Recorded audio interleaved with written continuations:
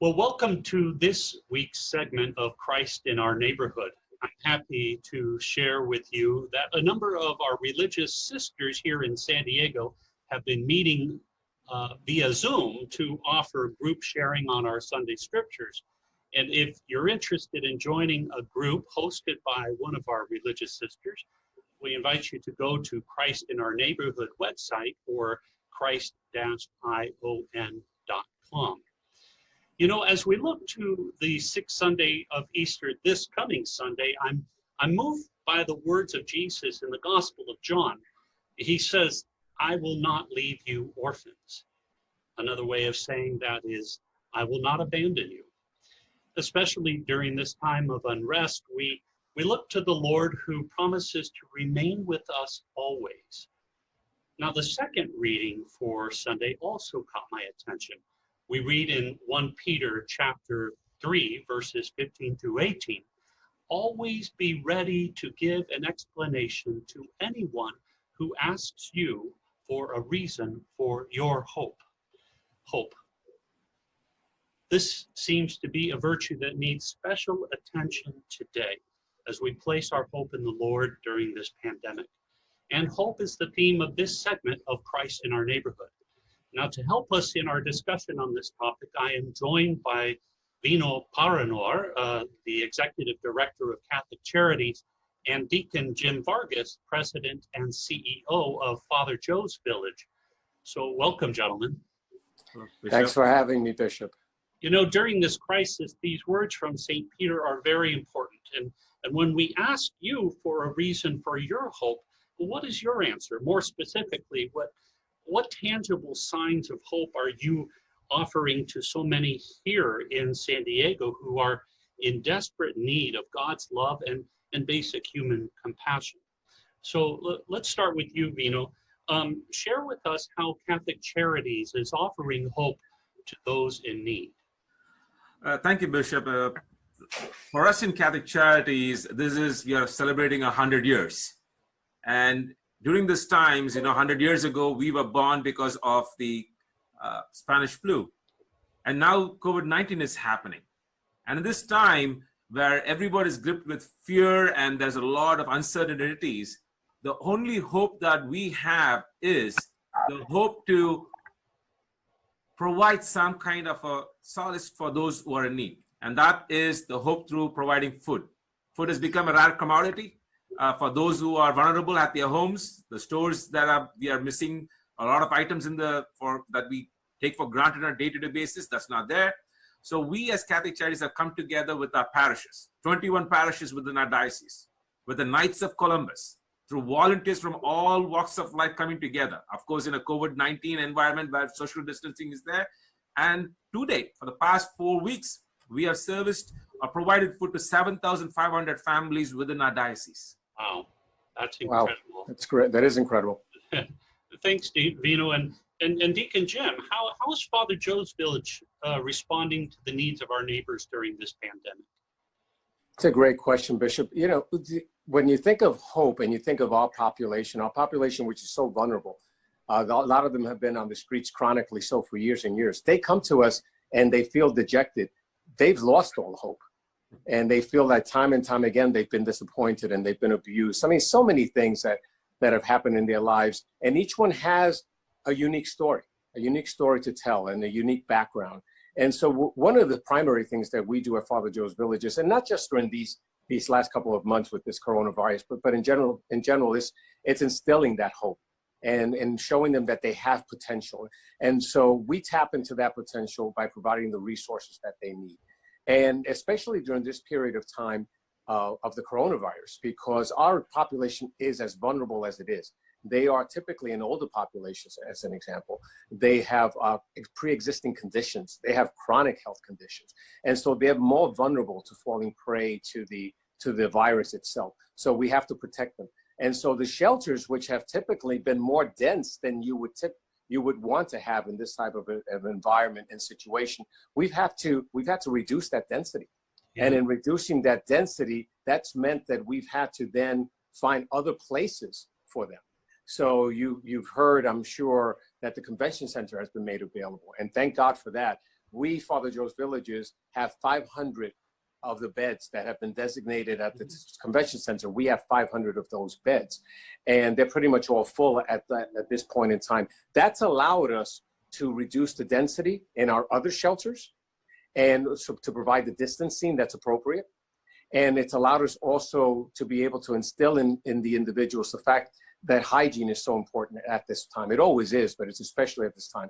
So we're constantly encouraging them to wash their hands with soap and water. We provide the sanitizers that they need in the absence of soap and water. And again, the distancing is there. One of our shelters actually on campus has been designated for at-risk individuals. So anyone who is 55 and older and has a chronic condition, it used to be a shelter that we have for 350, of 350 beds, I should say.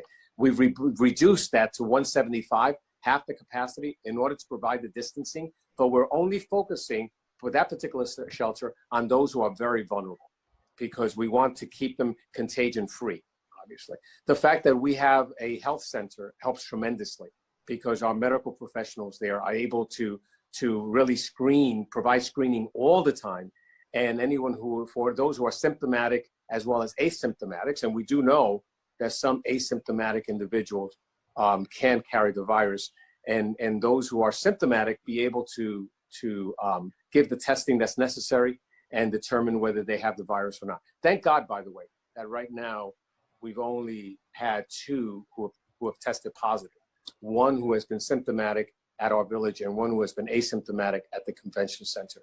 And that's a blessing. I thank God for that each and every single day. That under our circumstances, there'd be only 2 right now that have tested positive. That is a miracle unto itself. And it has to do with the staff, obviously. The staff are tremendous in the support that they're giving to these individuals. But anyway, the point is, hope is what it's all about. We're constantly instilling hope in those who we serve. You know, I once spoke to I had a chance to speak with a psychologist, and especially during serious depression, when a person is really struggling with, say, post-traumatic stress, I asked the counselor, what are you looking for as a benchmark? In what way are you seeing a sign of improvement for a person? And she said, hope. I'm looking for hope. I want them to express that they have a sense of hope. And I think that's what both Catholic Charities and Father Joe's offer. They offer these opportunities for people to finally, kind of in an internal sense, find that semblance of hope. And I think that's wonderful. You know, Vino, as you said, it's well recorded that Catholic Charities was born out of a response to that pandemic back in the early 1900s, with the promise of an orphanage and food and shelter, and the list goes on. In some ways, the church then was able to think outside of the box and be creative with new ways to serve our neighbors in need. And how do you see Catholic Charities working, not just right now during this crisis, but what new avenues are you taking as you look to the future after this crisis? Do you see a shift in the way you are going to be as an organization?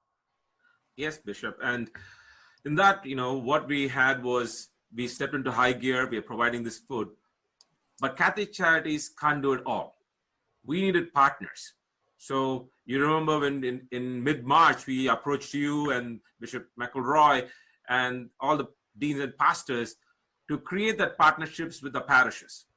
By creating that partnership, we went into our neighborhoods, into our local areas, brought in our faith community so that we create a faith in action environment at our parishes, so that the food distribution happens at our parishes, through our parishioners and our community coming together to help our neighbors, whether you are Catholic or Christian or not. And as we grow out of this pandemic and COVID-19 goes out, we see this continuing. And this is the new environment for Catholic Charities, where we are going to be in close partnership with our parishes, with our parish community, where the faith in action can happen. That we go to our parishes not only to pray, to get our sacraments, to do the obligations of being Catholic, but bring to life the Good Samaritan that Jesus calls us to be. And I see this COVID-19 to bring that us as a Catholic Church to come together, and Catholic Charities being the backbone provider for those services, for those community connections to happen at our local level, at our parishes. That's the future I see. That's wonderful, and I, you've mentioned that, the Knights of Columbus have been helping you in a great way, and I believe for them too, they're going to be thinking outside the box and seeing this is a whole new way of being a Knight of Columbus, as it is a whole new way of being church, as it is a whole new way of being world. And I think we're going to be doing things differently. Deacon Jim, what have you learned from this pandemic? And do you see Father Joe's Village shifting gears or adapting in the future? That's a great question as well. And I have to applaud Vino on what he's doing, what he just described there. That's what makes all the difference in the world. And I think there will be a new normal for us. And if you think about what church is not that building, right? Church is not coming together just one day a week and receiving the sacraments, but church is how we take care of especially the most vulnerable, the poor. I mean, I think Christ made that clear each and every single time. And so this is an opportunity that even if individuals who are in the various parishes who can't necessarily come down to a place like Catholic Charities and lend hands-on volunteer experiences or at Father Joe's Villages, they can help in so many other ways, right? And so with us at Father Joe's Villages, the new normal will include distancing, right? So what does that mean for our shelters, right? We have to come, obviously our intention is to take as many people off the streets as possible. And in the going forward, we have to be cognizant now of, all right, well, how much do we want to fill these shelters, right? And we have to keep that in mind. And how, something as simple, I mean, I'll give you an example. We have bunk beds, right? And the top bunk bed, the person who's in the top bunk bed and the bunk bed right next door, if they're sitting up, they're pretty much in close proximity to one another. They're right there. So what have we done in anticipation of the going forward? We now have ordered 2 feet extensions. So actually when someone's at the top bunk bed, right, they actually have no interaction because there's now a 2 foot extension that will be arriving soon. I point that out as an example of, for the going forward, what has caused us to do at Father Joe's Villages is even become more creative. What do we want? We want to continue serving as many people as we can. And in the new environment, how can we especially continue to do just that so that we're not hampered with things like bunk beds that are not high enough, right? The dividers are not high enough. That's just one of many examples. Yeah. But I think how we provide meals is an example. All the meals we provide, last year we provided 1 million meals throughout the year, right? How will we continue to provide those meals and yet ensure that the safety of the clients is preserved there? So it's a good question, Bishop, and I think we're just at the start of this. I think as we move forward, we have to be even more and more creative. When I was a kid, my folks crammed 4 boys in one room, 4 girls in another room, and we had our bunk beds, and it was definitely not a time for social distancing. We just had to get crammed into that world. But now it's a whole different world. It's a new way of thinking, a new way of being. And well, now finally, both of you are faith-filled Catholics. There's no doubt there in my mind. I know you very well, and but from a faith perspective, what is your reason for hope during these trying times? Deacon Jim, we'll start with you. My reason for hope, you're absolutely right. It has to do with the faith. There are a lot of, I often think there are a lot of good organizations out there, homeless services providers, that provide what we provide, or at least to a certain extent. I think of course, I always think we provide it best. All right. And heaven knows we're unique in this space because we're so versatile that from healthcare to therapeutic childcare to the buildings and affordable housing, and employment, vocational training. Well, I mean, we have so many aspects with which we're blessed and we're able to extend to our clients. But at the heart of what I do personally is bring Christ to these individuals. And that the basis of that is faith, is my faith. And it's not that and Bishop, you know me well, I think, it's not that I walk around proselytizing, that really isn't it at all. You know, and in the course of a conversation, when I'm working with a client or even with my staff or whomever it is, I may not even bring Christ's name up in the course of the conversation, but at the heart of what I do is trying to make Christ present in the lives of my team members, in the lives of those who we serve, in the lives of those with whom we interact out there in the public, right? So that's what drives me. And then I leave the rest to our Lord, right? The fact I leave the touching of hearts to Him. I'm just there trying to make Him present at any given time. And you do that beautifully. And I know you have a Franciscan heart. You're very close to St. Francis, and as we know, at least it's attributed to him, this line, preach the gospel always, and if necessary, use words. And you certainly do that. And by your very life, without even uttering the name of Jesus, you are giving hope to people who are Christian or people who are of other religions or people who have no particular faith. And you're preaching the gospel with your life. So I appreciate that. And Vino, tell us a little bit in what way, what is your reason for hope during these trying times? Hope is what keeps us alive. Of course, the base foundation is the faith that we have. But for me, as I see as Catholic Charities and me personally, it is the strong feeling that when everything is lost, I hope I'll have a glass of water on the sunny day when everything, I don't see a bottled water anywhere. I hope that my kids will grow up to be faithful Catholics, to be good citizens of our nation and citizens of the world. Hope that it's going to be a good time for everybody. And when COVID-19 is here and we're all going through this process, my hope right now is this is just momentary. In the snapshot of time that God has created for all of us, this is only a small period that we are undergoing. But my hope is also through this pain and suffering that we are all undergoing, that we will come out of it as a better community, as better faithfuls of the Catholic Church and followers of Christ, that we will be loving each other more. And that is the hope that keeps me, that even if it is troubling, sometimes uncertainties, the fears, the hope is what that Christ gives me, and I believe it gives us all, to keep going and doing what we are supposed to doing, putting ourselves out there on harm's way, helping our neighbor, taking care of what we need to do right now, as both as Father Joe's Villages and Catholic Charities and you as Bishop going out there. That is what keeps us alive. And the hope that Christ is there always with us, that He's protecting us, that if we go out there and put ourselves in harm's way, that He's there beside us, protecting us, giving us the courage. As well, at the same time, for those who come to us, they are coming to us because they know, as Father Joe's Villages and Catholic Charities, when they come to us, they're hoping that we'll give them hope, even if we don't have the solutions for them. Right.